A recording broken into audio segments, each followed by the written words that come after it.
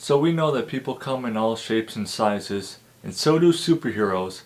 Ant-Man is just one of those great examples of no matter how big or how different you are as a superhero, it doesn't matter. A hero is a hero, and I remember when Ant-Man came out in 2015, and I didn't really know how to feel about it because I honestly didn't know anything about Ant-Man. But after watching it, I really began to love Ant-Man's character. I've seen Ant-Man plenty of times since then. I think the casting for Ant-Man, Scott Lang, was perfect. Paul Rudd is just such a great guy, great comical guy. He's so funny, but at the same time he can embody the type of character that Scott Lang is. And Paul Rudd just has all the perfect mannerisms and characteristics and funny subtle things that Scott Lang should have. This movie has a really strong storyline that I've always liked, where a struggling con is trying to make a better life for himself, and he also wants to provide for his daughter. He doesn't get to really see her at all because he's been in and out of jail. But one thing I noticed that adds even more to the storyline this time around is the powerful parallelisms between Scott Lang and Hank Pym,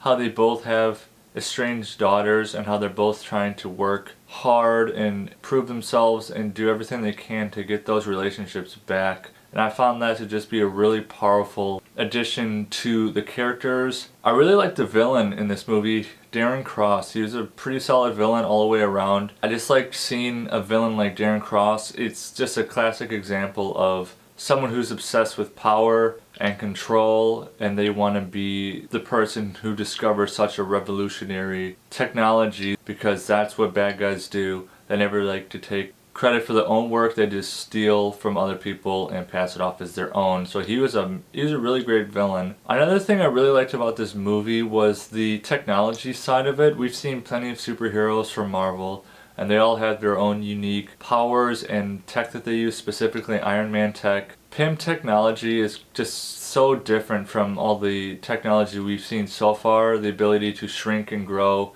at will, the power behind punches, and it makes you really think of the world in a very different way. This movie just brings in a whole new perspective that we haven't seen in a Marvel movie before.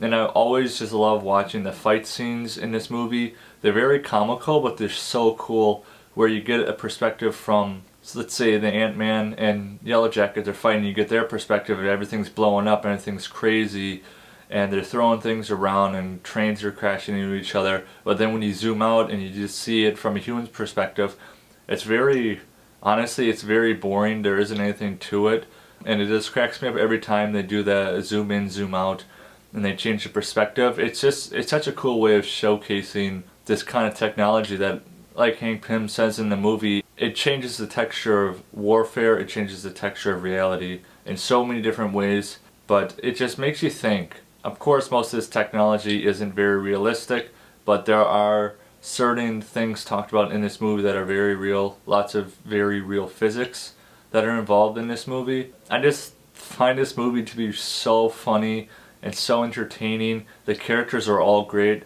I'd say my second favorite character next to Scott Lang is easily Luis.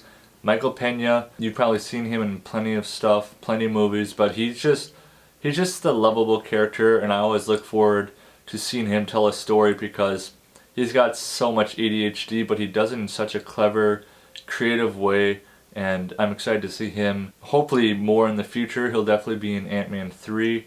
Can't wait to see that in just a little over a month now. I just really found Ant-Man to be super enjoyable, and it just reminds me no matter how big a person is, they can make a difference. So for Ant-Man, I'm going to give it a 7.5 out of 10 Mudflaps, and before you go, drop in the comments below, who's your favorite character from Ant-Man? And as always, if you like this video, give me a thumbs up, hit that subscribe button, ring that bell, and I'll see you next time.